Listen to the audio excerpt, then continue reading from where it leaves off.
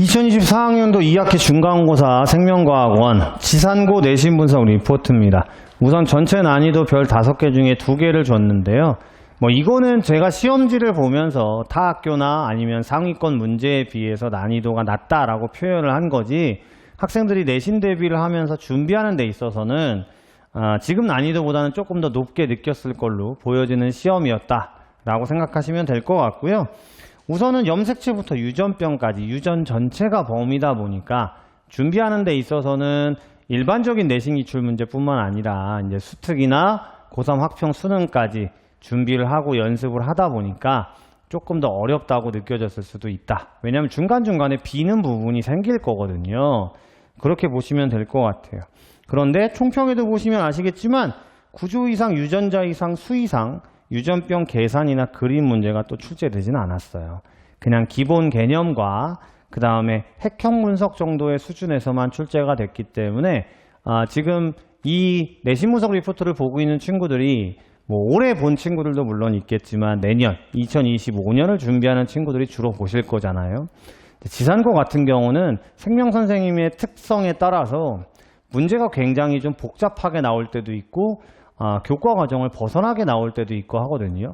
제가 예상했을 때는 유전 전체까지가 시험 범위지만 구조 이상, 유전자 이상, 수 이상 유전병 문제를 출제하지 않은 걸로, 아주 기본적인 기초 개념만 물어본 걸로 보이기 때문에 아마도 2학기 기말고사 때 또 이런 문항을 출제할 수도 있지 않을까라고 보여지는 그런 시험이었다고 볼 수 있습니다.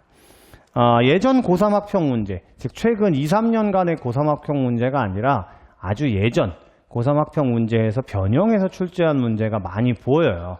그렇기 때문에 학원에서 내신 기출 문제도 물론 주지만 이제 예전 고3 학평 문제의 기초적인 부분이나 기본적인 부분을 많이들 정리해서 주고 해설 강의도 올려주거든요. 저희 학원에서는 특히 또 그런 것들을 많이 하기 때문에 그런 형태에서 저희가 또 해설 강의도 올려주니까 그 부분을 꼼꼼하게 풀면서 풀이 과정을 명확하게 가지고 있던 친구들은 이번 시험에서 고득점을 맞지 않았을까라고 예상하게 됩니다. 91점 정도가 1등급 컷이었던 걸로 파악이 돼요. 특이사항은 염색체부터 감수분열까지가 총 15문항으로 굉장히 많은 문항이 출제가 됐습니다. 보통 유전은 염색체부터 감수분열까지 해서 주 내용이 다 들어가요. 그리고 감수분열까지는 최근에 종상성 성별 찾기라든지 염색분체와 DNA 상대량이라든지 핵상과 유전자라든지 이렇게 고3 수능 학평에서도 킬러로서 작동하는 문제들이 많고요. 그 부분이 명확하게 돼 있어야 이제 수 이상이라든지 이런 부분의 문제들, 사람의 유전 가계도도 물론이고요. 대비가 되기 때문에 그 부분에서 15문항까지 출제가 됐다는 것이 고무적이라고 볼 수 있죠. 학생들의 기초적인, 기본적인 실력을 명확하게 다질 수 있는 형태였다라고 보여집니다. 다인자 유전 문제도 계산 문제보다는 그래프를 통한 기본 개념 한 문제 정도가 출제가 됐어요. 그래서 다인자나 복대립 같은 경우에도 학생들이 많이 까다로워하거든요. 이제 그런 형태가 빠졌기 때문에 난이도가 낮다고 표현을 한 거예요. 대표 문항 분석은 보시면 아시겠습니다만 수능 특강보다는 예전 고3 학평, 아까도 말씀드렸죠. 그러니까 난이도가 많이 높은 최근의 고3 학평보다는 기본적 난이도 문제가 많이 출제가 된 걸로 보여지고요. 핵형 분석 문제가 2문항이나 출제가 됐어요.